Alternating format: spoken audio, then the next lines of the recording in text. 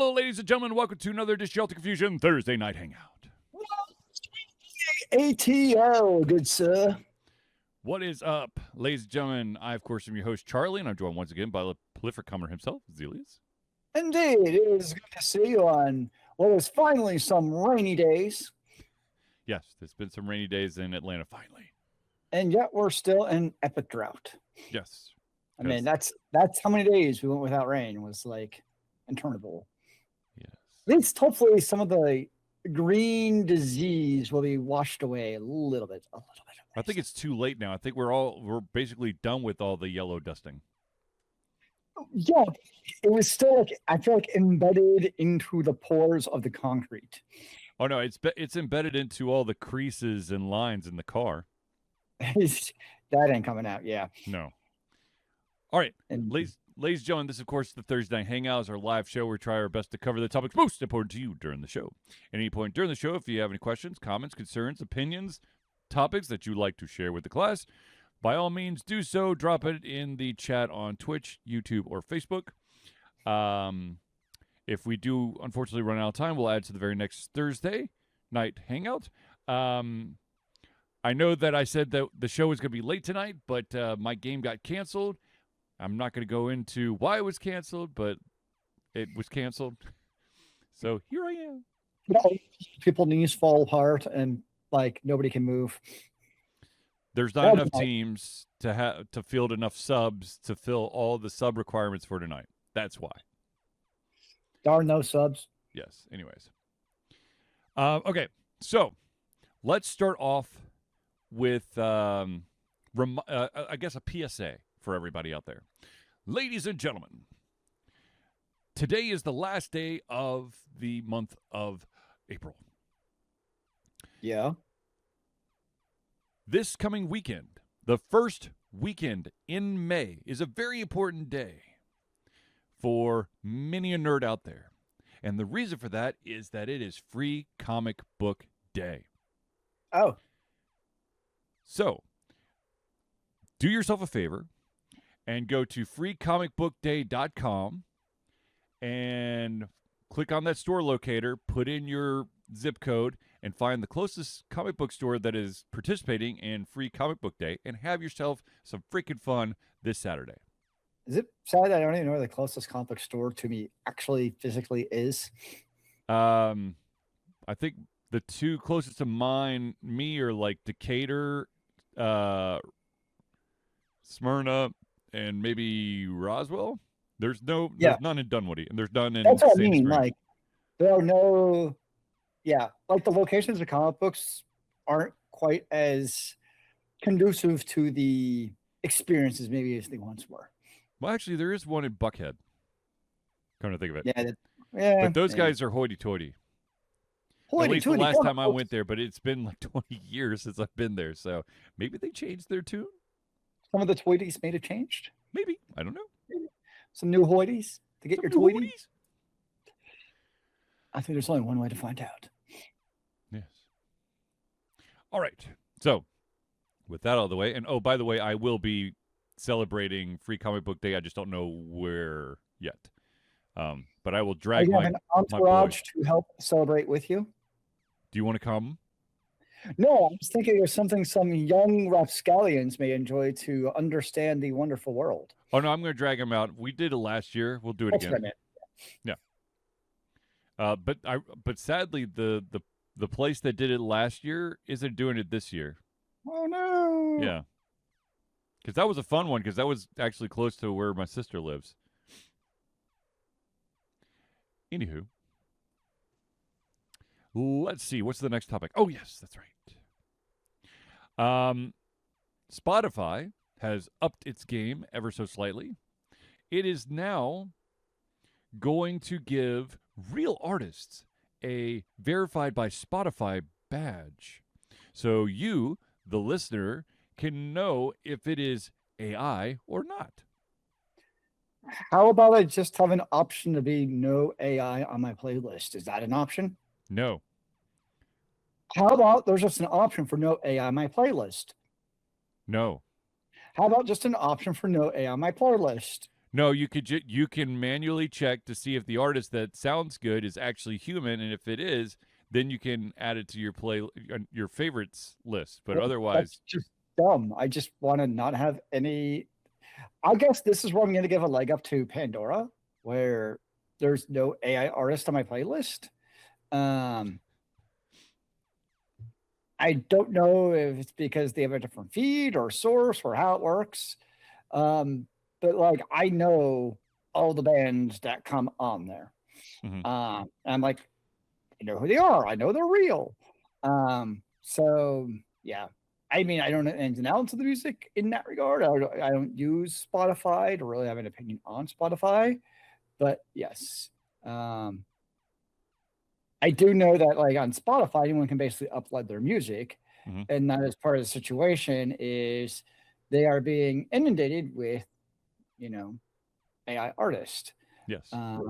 Because everyone wants to obviously make a quick buck or two, and that is what way to do is the AI artist. Mhm. Um, the one I do see now, which I'm curious if the are AI generated, because I haven't looked into it that deeply, Mhm. is it's covers of popular songs, but to a geeky theme. And what I mean by that is like a really popular one I've seen is it's like Warhammer. Well, I don't know how really popular it is because it's Warhammer, but it's Mhm. Warhammer 40K. So it's all like popular songs like in the theme of like talking about, the Mechanus Adaptus or the Emperor or stuff like that. Mhm. Um, so when it kind of comes to like covers, or like I saw like Sabaton or some cats about like songs about cats Mhm. to the theme. And like those, I'm like, okay, those are probably AI generated. But when they're covers is a little different to me. It's like, okay, they're stupid animated videos. They're probably being created by AI Yeah. because they're covers. But like when they're or not even covers, they're just like spoofs, basically, Mhm. kind of like a Weird Al thing. But it's supposed to be like an actual, real, original song. No, I want a real song. Um, yeah. So that's how I feel about that. But even then, I guess there's a little bit of there's still artists who before AI were still creating using backing tracks and synths and other things where they'd all come together, not necessarily playing it all live. Yeah. Ooh. Person in the chat room's calling you out, Zealeus. You create the animated videos. Uh, so the videos was those are all AI generated. Because that's what I'm seeing a lot on YouTube now, are those animated YouTube videos. I'm assuming they're mostly AI generated. I don't know if they're AI generated or not, but I thoroughly am enjoying like it's like this like soulful R&B rendition of reading text messages. Nice. It's great. Anyways, but uh, Spotify is going to have a verified real artist um, badge appear. Of course, you know why they want the AI artists, right? Huh? They're basically don't pay royalties. Right. Yeah. Yeah, that's what it is. It's like I was asking rhetorically earlier if I could just have a playlist of that AI, and the answer is no because they make more money that way. Because then they're not paying royalties towards a real band, Mm-hmm. which I still think is lame, but whatever. Yeah, of course. Um. Okay, the next story that I got for you is around something that popped up as of late. A lot of people are getting pissed off about it. It is Sony and this a supposed maybe DRM thing. Mm-hmm. So now Sony's already come out and denied this, but it somebody was doing some sleuthing and they say that they saw that in a new PlayStation game information panel showing rows for the start and end of a valid period, as well as remaining time, which was set to 20 days, which basically means that you have to re-authenticate every 20 days on PlayStation. At least that's what it looks like. And of course, Sony's going, no. That's we're not doing repeat license checks. So what is actually happening? Seems like a he said, she said. Right.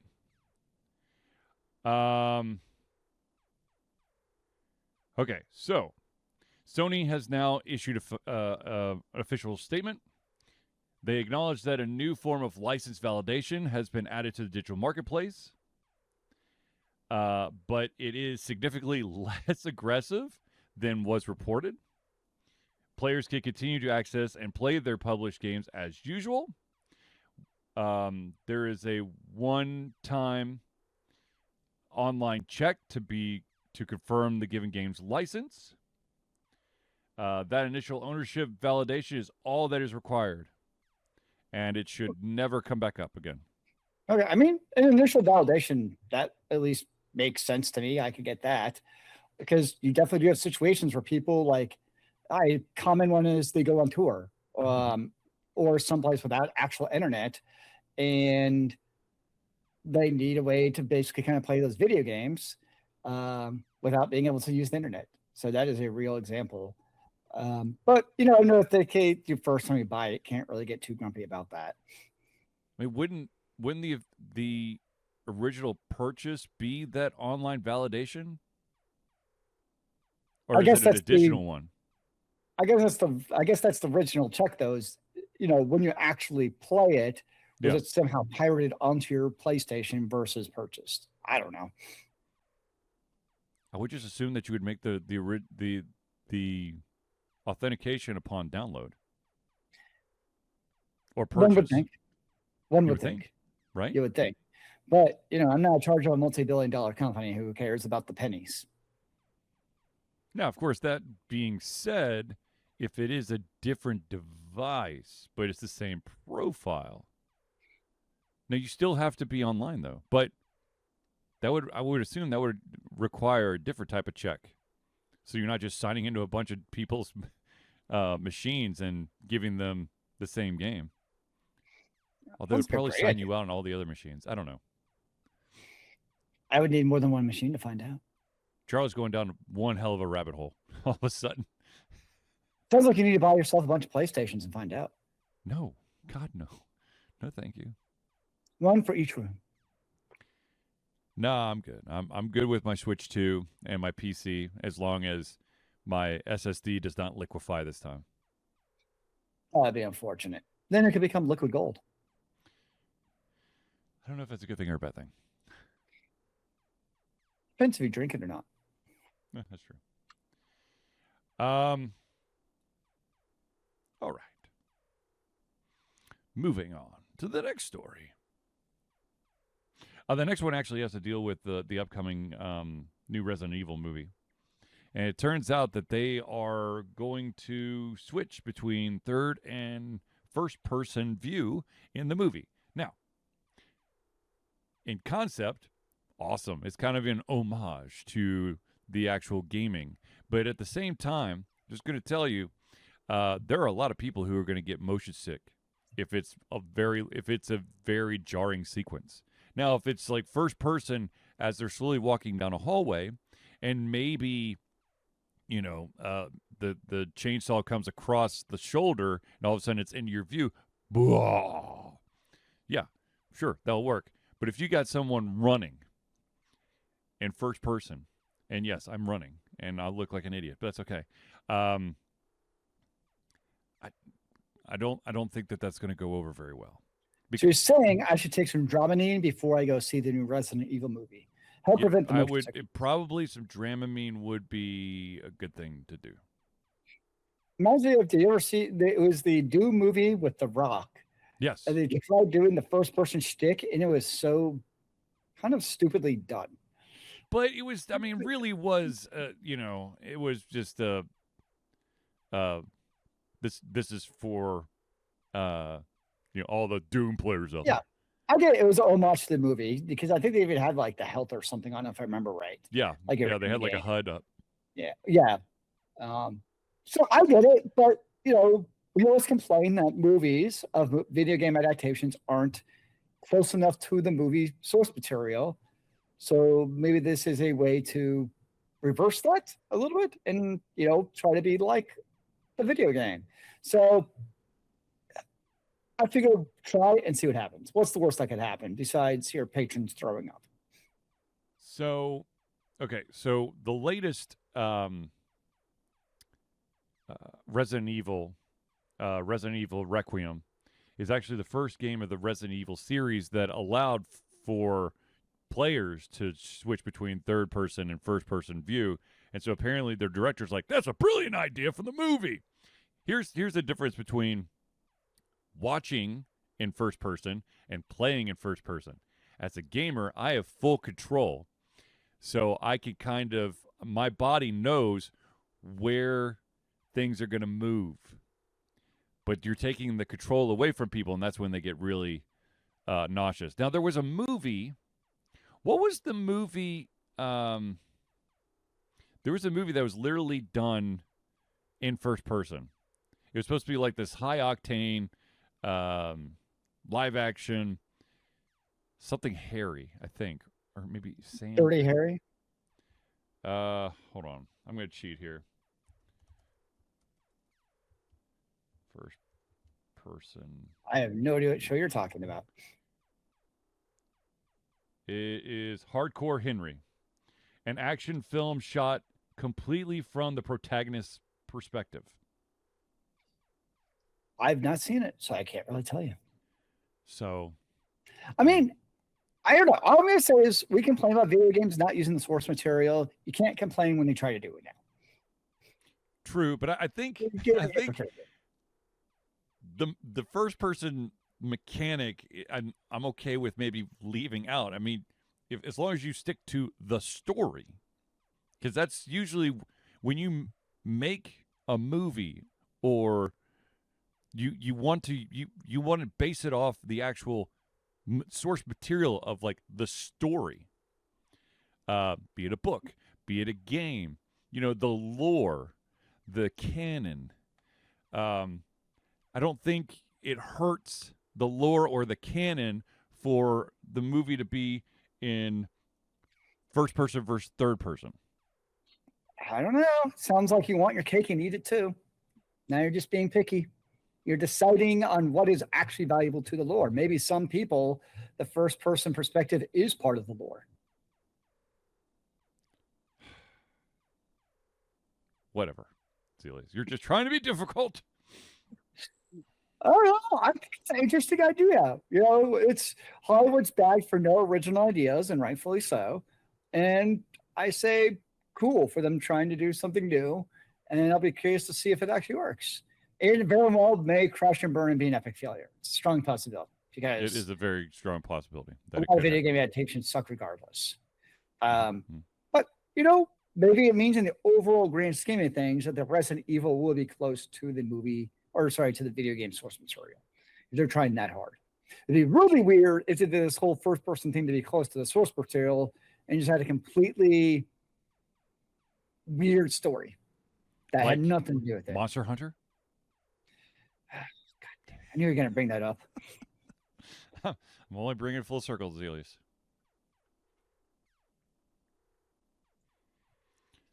Yeah.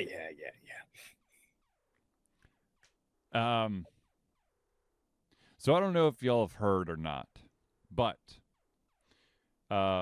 as we continue to progress down this wonderful digital landscape that we have, and there's constant questions of what we own and are we just buying a license, and if we pay the $60-$70, why can companies now remove access to the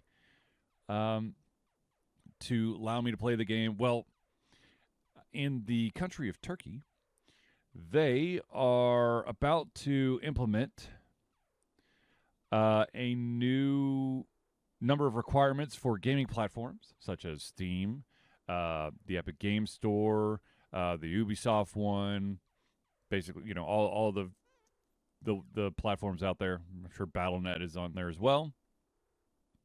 And And here is some of the requirements for the new law. Gaming platforms must indicate the age range of games that are distributed in Turkey. Well, most game platforms already do give you the rating. In the U.S., it's ESRB. In most of Europe, I think it's PEGI. Sounds about right. So I don't see that as a problem. If for some reason certain games do not have a rating, they will automatically be labeled 18 plus. Oh dear. Which, okay, yeah, that's fine. If you now the question is, actually, the problem that's going to arise is with indie games, because usually publishers will submit all of their games to the rating board. But with indie games, and especially with a lot of these platforms, you could self-publish. So I don't know if you're allowed to guesstimate your rating. That's putting a lot. I mean, because I could make a Bloody Horror Bloodbath Massacre 5 and say it's E for everyone. I mean, isn't there just a board that you can just submit it to for them to rate it? You would think, but I don't know. Yeah. It's been way too long since I've been on that side of the aisle, so I'm not sure. I think you should find out. Yeah, I guess I don't know. All right, so the next one. This is the one that I find interesting, and that is gaming platforms must have clear, convenient, and easy to use parental controls. Huh. I like it, but also, not going to lie, but there's still a lot of parentals out there who are going to be absolutely confused on how to use any type of controls. So I wonder if I'm like a single game platform, because I have my game, I don't list it on Steam, yeah, and I can shoot it to a distributor who must implement parental controls into my game. I would think that the parental controls wouldn't be for the game, but for access to the game. That's what I mean. And to me, that's a little bit onerous if I'm just an indie developer who's just releasing my single standalone game. Right. And now,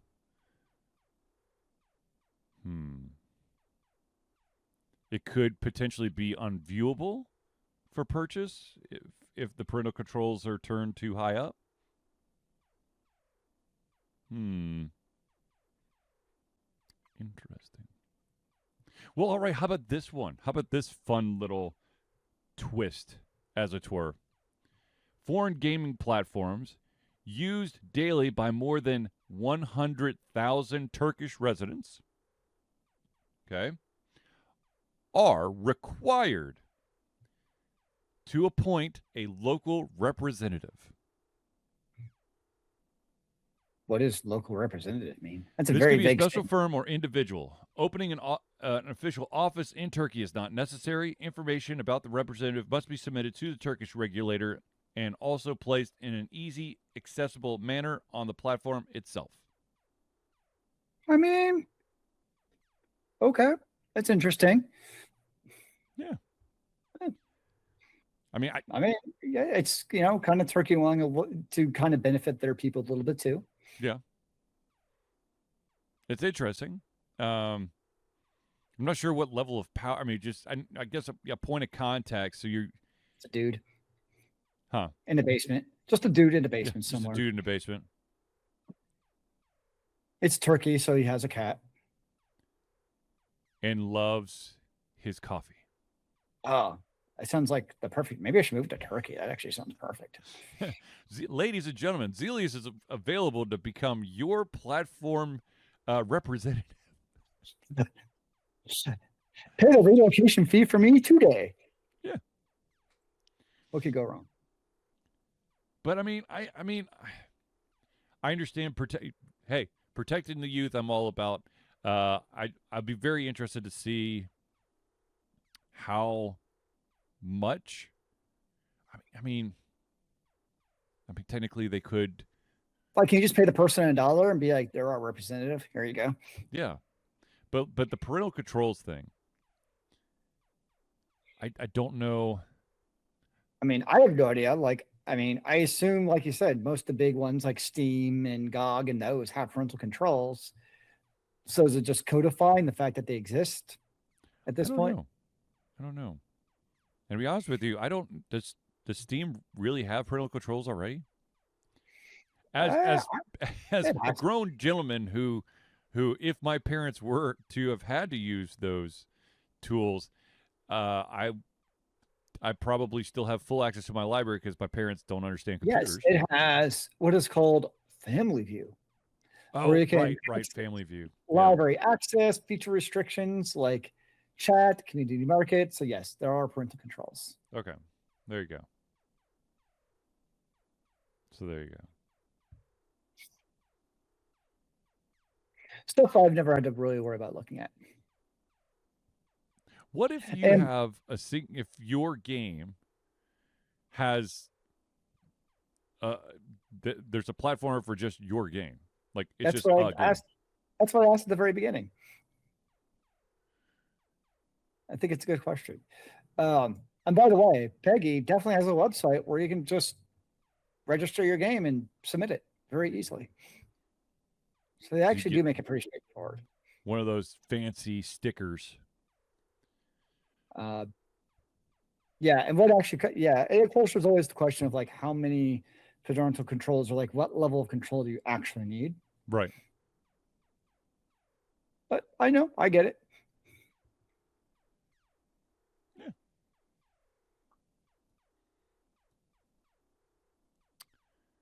All right.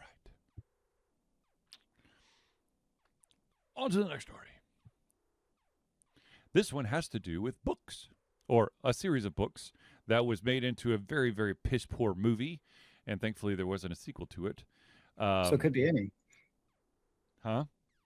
So it could be any franchise at this point. It feels like. Yeah.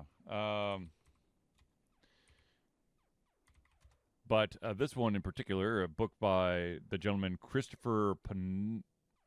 Paolini, Eragon, Yep. is scheduled to have a reboot, a remake. And this one, it's not going to be a movie, it's going to be a TV series because we're basically just remaking all of the book series that we read when we were growing up. Disney, of course, is going to take the reins of this. And I never saw the original movie, but from everything I've read, is like it's absolute trash and yes. terrible and bad. And yeah, you basically can't do worse. So I get it because it's a popular book series. I know a lot of Yes. people loved it.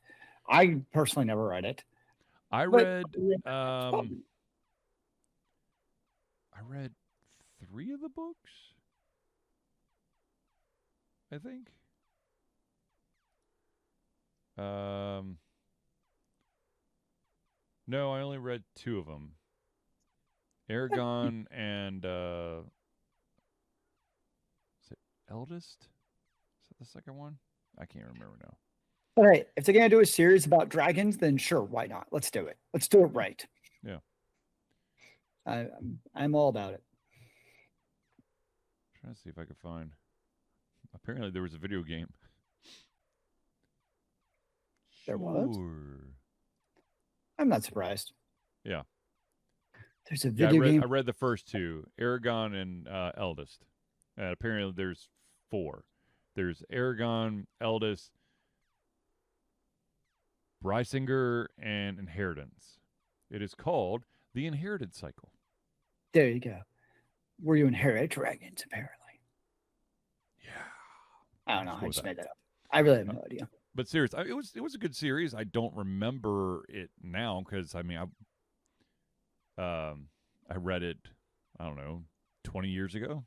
Back in the day. And I may have read a couple of books since then. So, you know. But I remember I liked it. I definitely liked the first one. I think I was just okay with the second one. But anyways, Disney is going to make a live action TV adaptation of Eragon. Which, to be honest, here's the deal.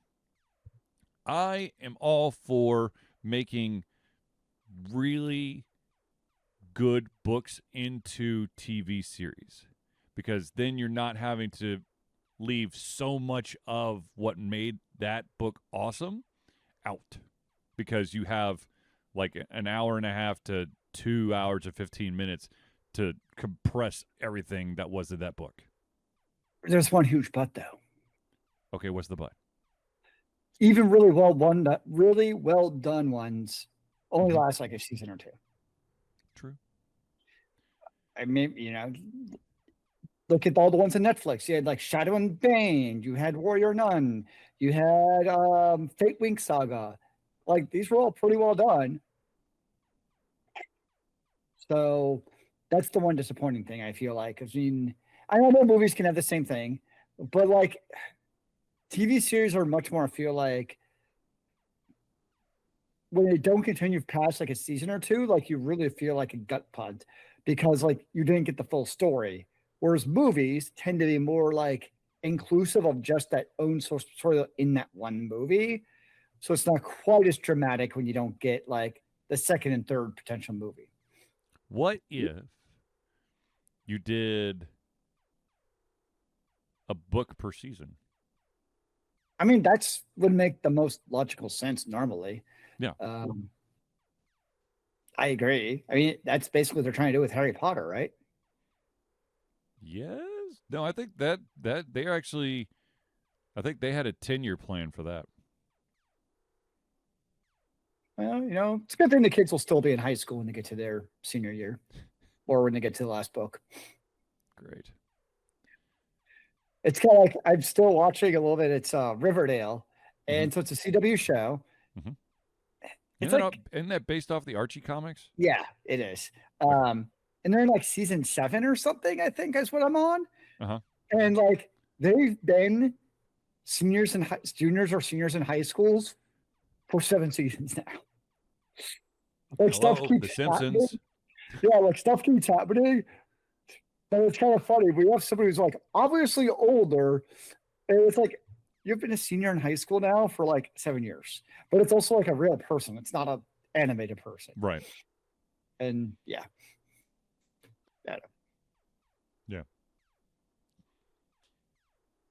We'll see. Actually, I'm curious how old they are now. We'll see. We'll see.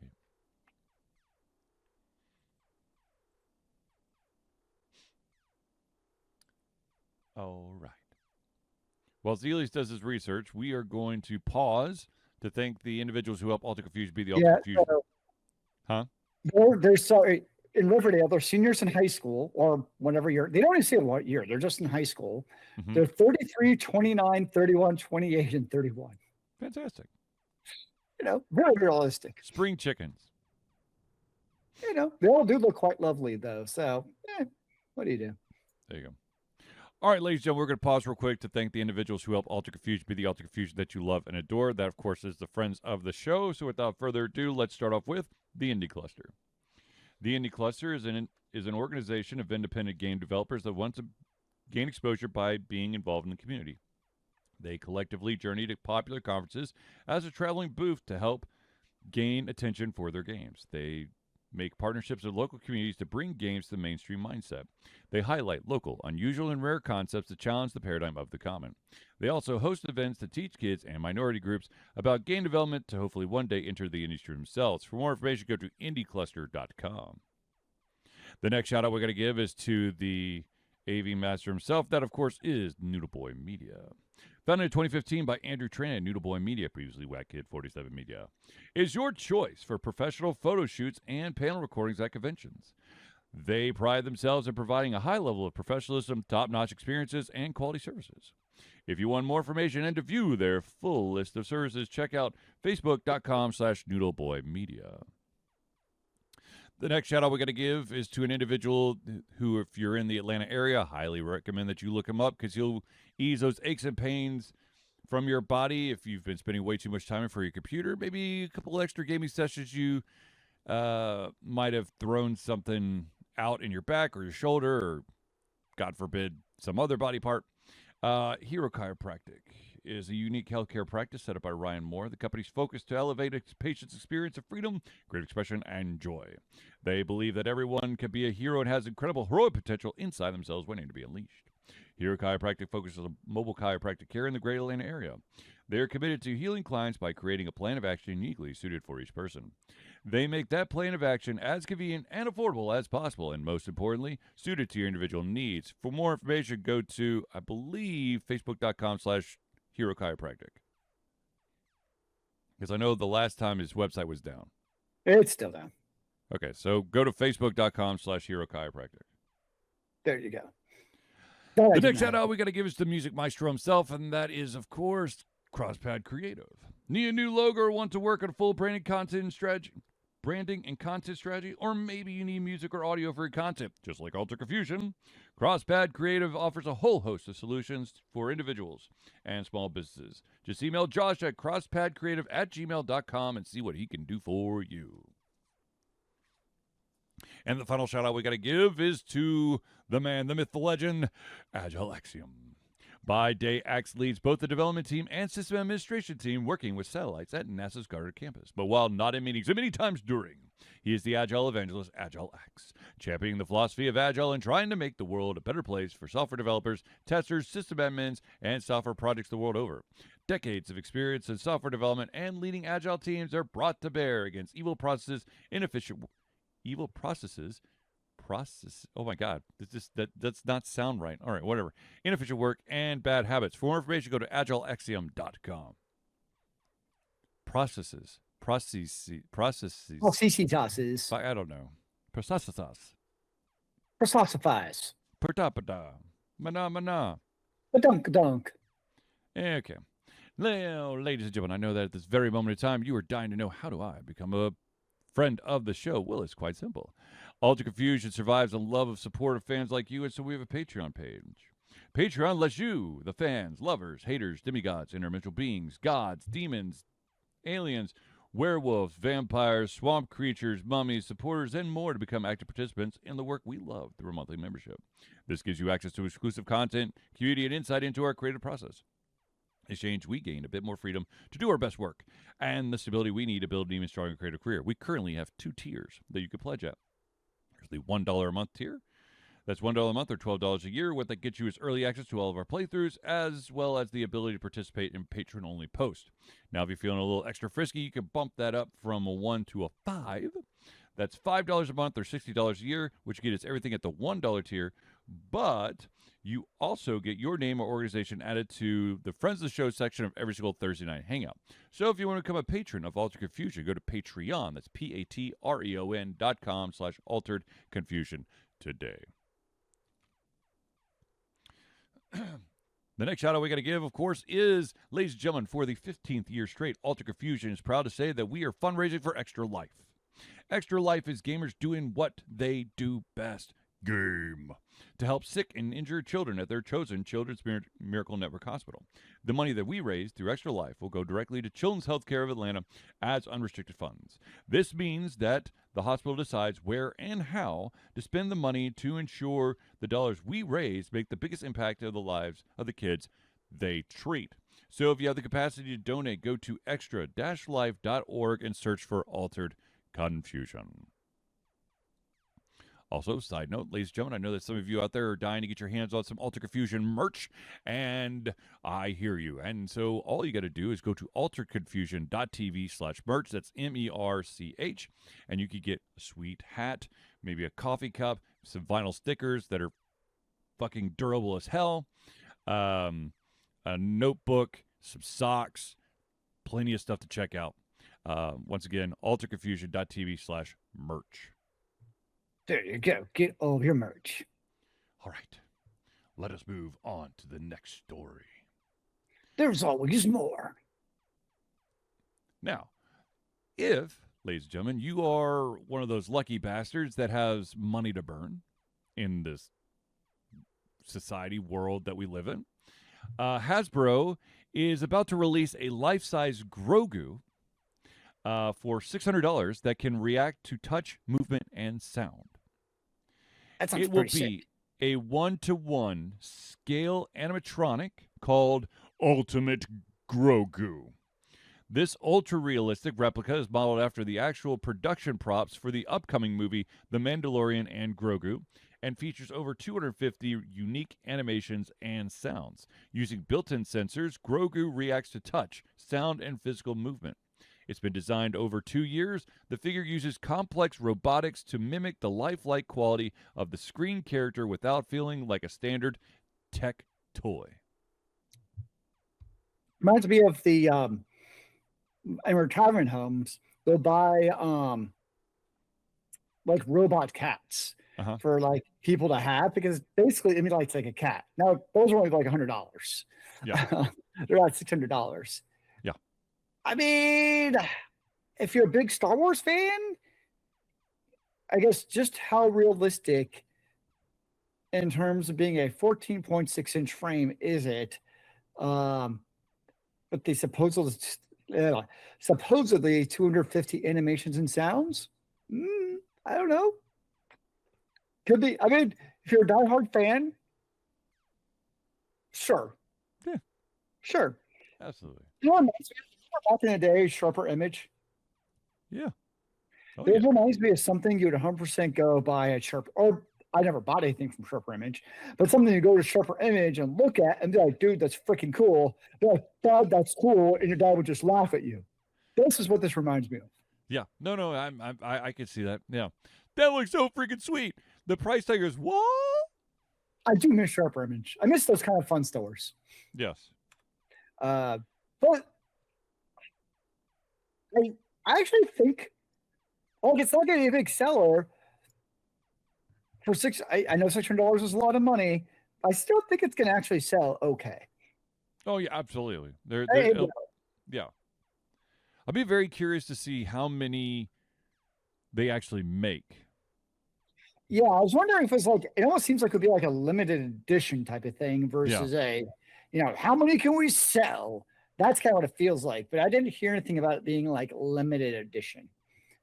Yeah, I didn't hear anything for that too. So I'm not sure. I would assume it's got to be a limited edition. But you never know. I don't know. That's what we all need, is a limited edition. Although I did actually see something, so totally off topic. Speaking of limited edition, for 3D printers, one of the bigger brands is Prusa. They have a limited edition 3D printer made out of basically wood. It's fucking sick. Like, if you like, it's like truly like hand carved and made. It looks like a lot went into this. And the Prusef, the owner is like, yeah, my dad was a wood carver, so I always make this. It is stunningly gorgeous. It's one of those where they won't even tell you the price. Like, you have to do like a one-on-one interview to basically be like, is this really the right 3D printer for you? Right. But that's one of those where, like, go for $600. I'm not saying it's not cheap, but people are going to buy it. This is a custom-made, all-wood 3D printer that you have to basically go through the interview process. I'm like, yeah, that's somebody with deep pockets to spend. But, it is gorgeous. It is. We'll see if we can find it here. I just saw it today.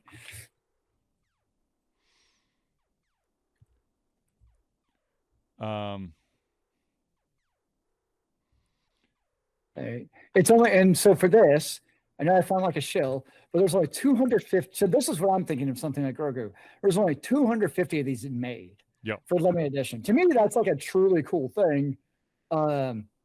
If that's your thing. Yeah.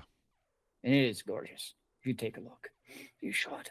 Now, speaking of limited edition, and probably even more than a little limited, because I'm pretty sure that Nintendo is going to come down hard on this company, but there's a company in Brazil right now. It is a funeral company that is currently making an unofficial Super Mario Brothers coffin line. So, you know how you always make fun of people who buy skins they can't even see? Yeah. That's how I feel about coffins. I'm dead.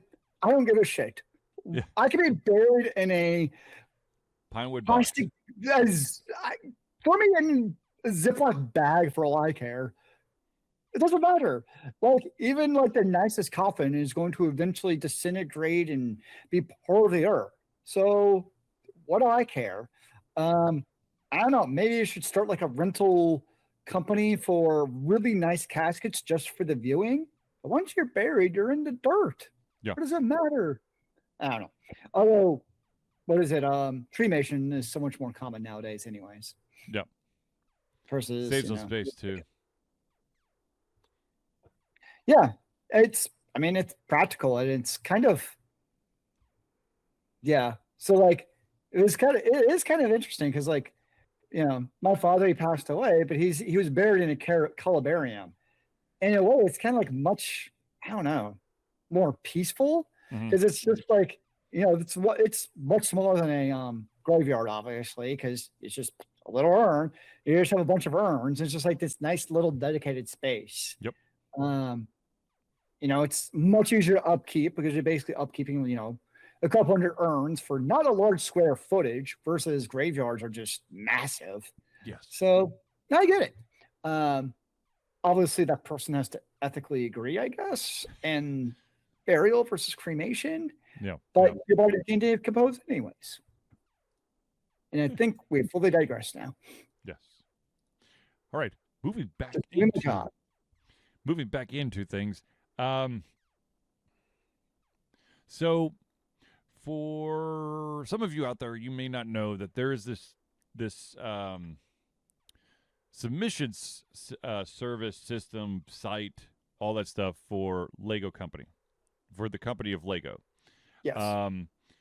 And it is called the Lego Idea, like, submission thing. And so what you do is you kind of build the Lego to a certain theme, and then you submit it. Then enough people vote on it, and all of a sudden, maybe it'll become a real Lego set. Well, it looks like the Studio Ghibli 143 different sets have been rejected. And one of them looked really cool, and I would have loved to have built it myself. But maybe I could find it's like spare parts and stuff and build it. You should build it yourself. There you go. I would need instructions, though, because I don't think I would be able to build this bad boy by myself. I would love to build the cat bus, though. Isn't that part of the use of your imagination and mad brain skills? I don't know if I have that many skills left. Maybe you need to regenerate them through the use of Legoing. Good Lord. That's all I got. Good Lord, Zealeus. Good Lord. I'm trying, man. I want to make sure your brain doesn't go to mush by building Legos. Whatever. But hold on a sec.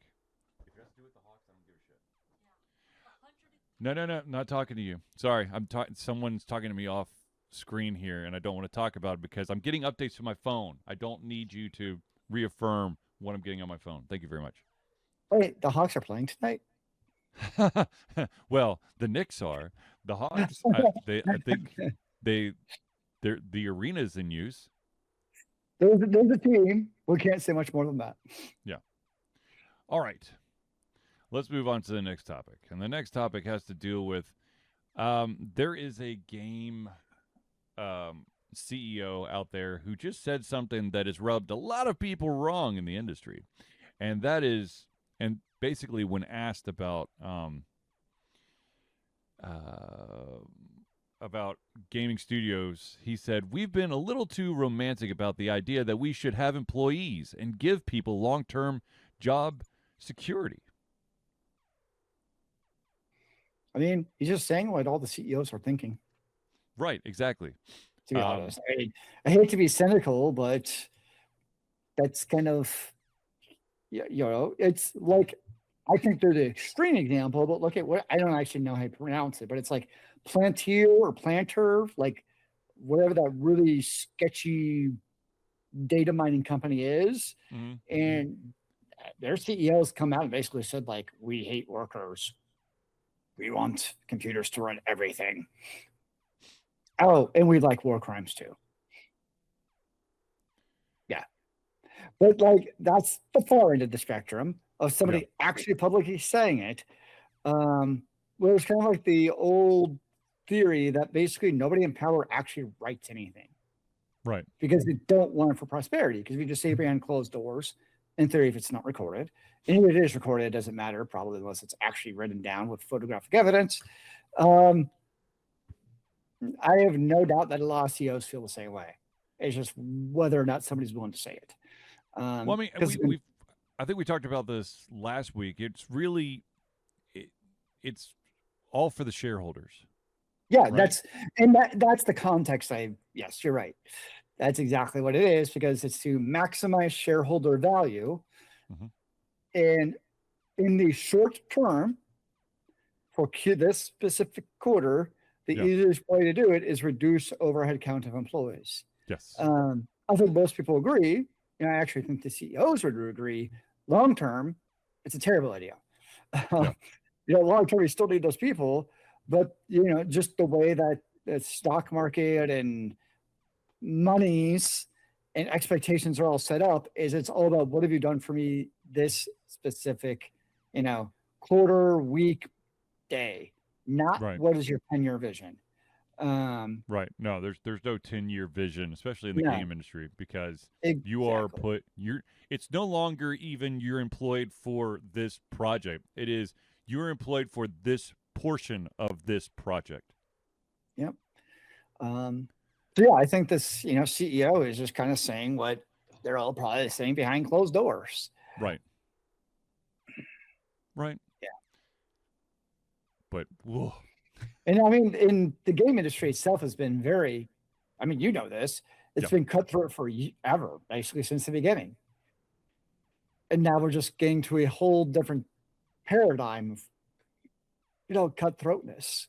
Yeah. I haven't looked at it, but I'm sure that Unity has all kinds of like Claude and GitHub and Copilot plugins and all that stuff to, automate your stuff. Yeah. Which is going to be fun because everything I've seen is Unreal Engine and all those are so incredibly optimized in the first place. Mm-hmm. It's going to be so much worse. Yay. It's going to look really pretty, but it's going to require graphics cards and RAMs that nobody can actually afford anymore. We'll have to go back to 2D. Well, they're going to be such upscaled 2D that we can't run that either. Sorry. That's true. Too many pixels on that one pixel. That's right. We're going to put pixel on top of pixel on top of pixel. They're hyperpixels. Yes. Now with more AI. Good Lord. They are, what's the term? Generative AI 2D pixel sprites. Good Lord. Anyways. I know, I just puked a little in my mouth when I said that. Speaking of,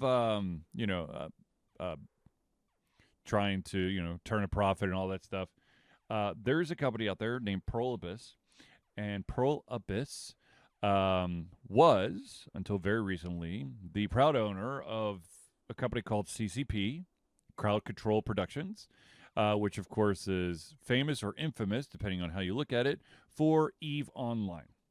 Yep. Now, back in the day, I believe it was 2018, Pearl Abyss paid $425 million to purchase CCP. Okay. It is now selling CCP back to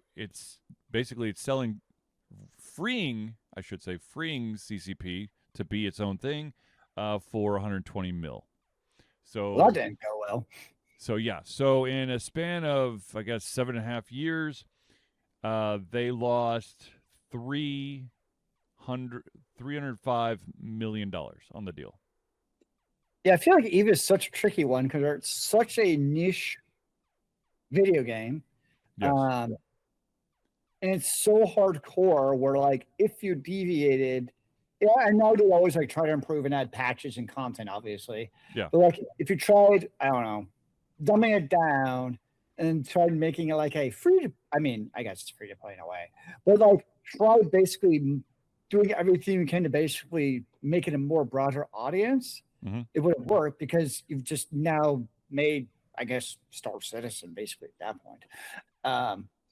It wouldn't be EVE Online anymore, because that is what EVE Online is that hardcore audience. And I think trying to monetize that more, it's hard because it's a very specific niche audience. And for those out there who don't know about EVE Online, in my opinion, is the MMO you play while you're playing something else. It's the game that you start playing and then you could go leave, go take a nap, go watch a movie, go make yourself a sandwich, play another MMO at the same time, and just check in on occasion. You could do that. Speaking of MMOs, yes, this week, I'm sure you missed the big news, but it was the first of the Final Fantasy 14 fan expos. So basically, over the next year, they have 3 fan expos.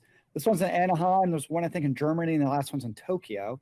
Okay. They announced little triplets of information, like the next classes, which is going to be a ranged DPS and a tank, and the name of it, which is Evercold. But what was most interesting is, so you've had these characters basically since, from a decade ago, right? And so they keep adding on more and more buttons. You can do both controller and keyboard. Yep. A lot of classes have now what a lot of gamers would consider button bloat. Like, you just have tons of hotkeys that just do tons of stuff, a lot of overlapping. And that's a complaint for some of the classes. It's like they're hard to play, not because they're technically difficult. They're just blood and boat. Button bloat. Yes. So what they're doing, which is an interesting idea, is they're going with the Evercold expansion. They're introducing it as what is called the Evolved Combat, which Yoshi P is like the game director. Yep. He says it's not going to dumb it down, but it streamlines the combat. That's just another way of saying it. It's not dumbed down, it's streamlined. To AI for the synonym. But then they're going to keep the old combat, as we know it, as the Reborn combat, optionally named because of Realm Reborn. So it's just interesting, like all the old classes, they're going to basically have 2 different combat styles that you can use. Is one going to be turn-based? That'd be interesting Final Fantasy tactic. But the new classes will be the evolved combat only. I see. So it's just kind of interesting where, because it's been a big ask or concern of the community over the last couple of years, is basically improve the combat. And they're also trying to do through this, we'll see how it goes, is giving more classes more identity, because they've almost homogenized all the classes to kind of compensate for so many buttons to make them more similar, so they're not so vastly different, and therefore you're learning completely different things for 20 classes. It can be difficult, right? So I'm interested to see how it goes. It's almost like Uprage, where it seems like they're going to get rid of the old button bloat, Reborn combat, and an expansion or 2. Eventually, you'll have to do the evolved combat, which we don't actually know what it is. They've shown up demos, but as far as what does it actually look like from a keybind perspective, we don't actually know as a consumer yet. It's a secret. It is. I'll say, because that's, for what's one of the 2 most popular MMOs right now, is a pretty seismic shift. Yeah. I appreciate they're trying to do something at least. So yes, it was definitely fun to watch the live fan fest as they're doing it in Anaheim on YouTube. It was quite the entertainment. Right on. Which of course I will dive into in the January of 2027 when it comes out. All right. There's one more bit of news that I wanted to bring up, and this is just, it makes me shake my head. Why do you shake your head? Apparently. I mean, you could shake it like this, or shake it like this. Like this. Okay. No. Oh, dear God, no. All right, just confirming. I kind of figured, Apparently, but a social media influencer is now facing life-threatening condition because another influencer may have tried to run her over with the car. may have. May have. I The mean, person who was in the car is facing an attempted murder charge. She's been remanded into custody. well, Um, boys and girls, you probably should not run people over with cars. I highly do not recommend it. I it was guess if done you're in a really outside of a upscale nightclub. ah, Ay, ay, ay. I mean, I guess because it's technically not running over a person, it's almost as bad as the big lifted truck that ran over a Lamborghini. Only in Florida, folks. Only in Florida. Yeah.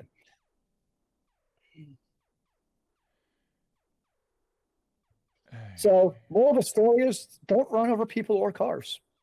Yeah. Don't recommend Look, it. I understand road rage. Believe me, I understand. But let's be mindful of our surroundings and mindful of others, and don't run people Yes, over. it is easy. Yeah, the ATL roads are very easy to let the rage take hold and take the wheel, Yeah. which of course you should not do. But yeah, yeah. Anyone who's driven Atlanta knows they know how it is. Yeah. Apparently, the influencer who is now in a life-threatening situation basically got pinned between the front of the other influencer's Mercedes and a bike rack. Yikes! Yeah. So, ladies and gentlemen, Sounds not good. calm thyselves. Yeah. Please.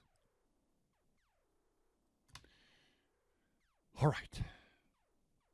I believe we've reached the end of our show. What will you be playing this week, sir? What will I be playing? I will be playing more of Outer Worlds 2, which I just unlocked the achievement for gaining all of the companions. Nice. Do you have a favorite? There is a certain character in that game that I just want to take all of my guns and unload on that person. I'll at some point return to Donkey Kong Bonanza because I need to finish that because I still haven't finished that one. And then I'll probably rotate back to some Slay the Spire 2. Nice. Yeah. So I mean, I've got some games that I could play. Yeah, I'm playing this week on Monday night. Monday. The Diablo 4 expansion came out. So I gave in to the Lord of Hatred and definitely got it. And playing it, enjoying it. The storyline is so much better than Vessel of Hatred expansion from a year or two ago. So the story is actually interesting. And classes are fun. So yeah, I'm definitely enjoying the world of just going in and using demons to kill demons. It's, the way video games are meant to be. Smash people in video games, not with your real cars, people. Yes. If you need to take out your frustration, do it in a video game, not in real life. Indeed. So yeah, I'll be playing Diablo 4 for the next couple of weeks. Will be my therapy of choice. I got you. I think I'm pretty close to the end of Outer Worlds 2, but hey, you never know. There could be some twist that's like, by the way, you're only halfway through the game. Now, does it have like a new game plus or anything? I don't think there's a new game plus per se. I think we talked about this last episode. There are these things called flaws that give you bonuses and minuses. I do remember this. You'll spice up your game, and of course, I did. I took the stupid flaw, which I'm basically I've got. I think it's 6 skills that I'm putting points in, and leaving all the other skills at 0 because as soon as I add 1 point to that. Oh, yeah. Now it's the lowest one. I've got to basically level it up to everything else before I can put anything else in any other one. And randomly, I think we talked about this a while ago that there was an announcement, but officially in early access now, you can buy Heroes of Might and Magic: The Olden Era. Yes, I played a little bit of it, quite a bit ago. Oh, so you bought it? Look at you. No, I think it was the demo. I don't think I actually bought it. Oh, they may have had a demo way back early. Yeah, I think they had a demo way back when. I mean, it looks like Heroes of Might and Magic. It looks like, you go around the map, you have your little castle, you have your, party. So I think I went through all the tutorials. I think that was what the demo was basically, just go through the tutorials. I mean, it kind of looks like if you like Heroes of Might and Magic, then get this game is what I'm seeing. Yes. Well, there we go. Nice. I can appreciate that. All right, folks. We've reached the end of our show, unfortunately. So, without further ado, I want to thank everyone for tuning in to the Ultra Fusion Thursday Night Hangout. For myself, Charlie, and Zealeus, it's been a pleasure getting ready to come our heads, our mouths, and of course, our hearts. We'll be back next Thursday for another Ultra Fusion Thursday Night Hangout. Remember, kids, keep on gaming in the free world. Amen to that, brother.